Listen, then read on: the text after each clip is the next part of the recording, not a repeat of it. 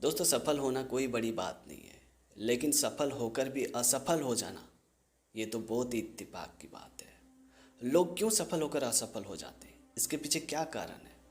कि हो सकता है आप पहले जैसे मेहनत नहीं करते हो, या हो सकता है आप पहले जैसे ईमानदार नहीं हो, या फिर हो सकता है कि आपके अंदर बहुत सारे लालच आ गया हो।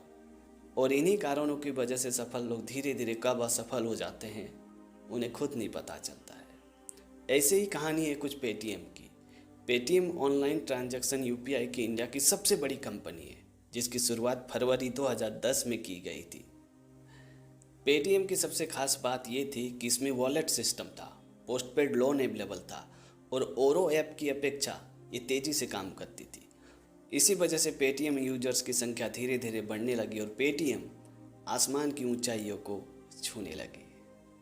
लेकिन कहते हैं ना कि कुत्ते के पेट पे घी हजम नहीं होती, उसी तरह पेटीएम के सीईओ विजय शंकर शर्मा को अपनी सफलता हजम नहीं हुई। इसीलिए वो आरबीआई के नियम का बार बार उल्लंघन कर रहे थे। आरबीआई की तरफ से कई बार उन्हें नोटिस भी दिया गया, लेकिन वो सारे नोटिस को इग्नोर करते हुए, नियम का उल्लंघन करते हुए अपने काम को जारी रखा। हर यूपीआई प्लेटफॉर्म की एक रूल होती है कि आप 24 घंटे में 20 बैंक अकाउंट में पैसे ट्रांजैक्शन कर सकते हैं, लेकिन पेटीएम ने तो इस नियम का भी उल्लंघन कर दिया था। इसी वजह से आरबीआई ने पेटीएम के ऊपर कई जांच एजेंसियां बैठाई और इतनी सारी जांच एजेंसियां कराने के बाद भी जब पेटीएम से कोई पुख्ता सबूत नहीं मिला तो आरबीआई ने इंडिया के नहीं बल्कि विदेश के जांच एजेंसियों को हायर किया और पेटीएम के ऊपर बैठाया।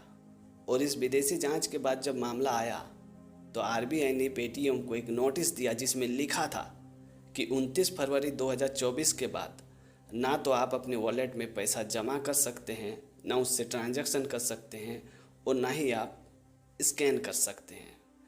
और इस नोटिस की बात जब मीडिया में फैली तो पेटीएम का शेयर मार्केट सीधा 20% डाउन हो गया, यानी 487 से सीधा 121 रुपया डाउन हो गया।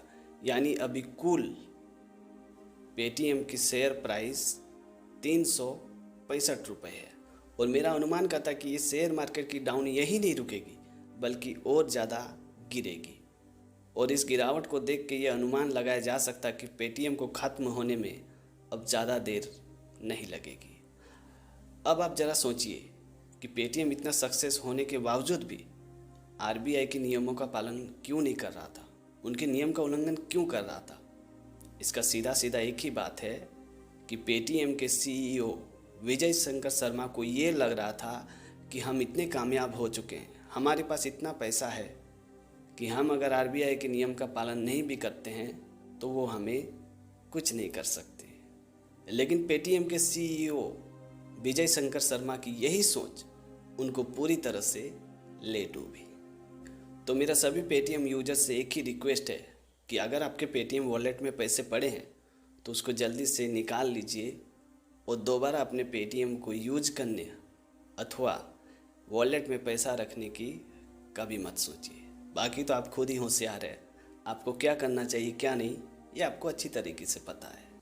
तो दोस्तों, आज की टॉपिक आपको कैसी लगी कमेंट करके ज़रूर बताना। और अगर आपने हमारे चैनल को अभी तक सब्सक्राइब नहीं किया तो प्लीज़ यार चैनल को सब्सक्राइब कर देना, क्योंकि इस तरह का कंटेंट मैं हमेशा अपने चैनल पे लाते रहता हूँ। तो आज के लिए इतना ही, मिलते अगली वीडियो में एक नई टॉपिक के साथ, एक नई कहानी के साथ। तब तक के लिए जय हिंद, वंदे मातरम।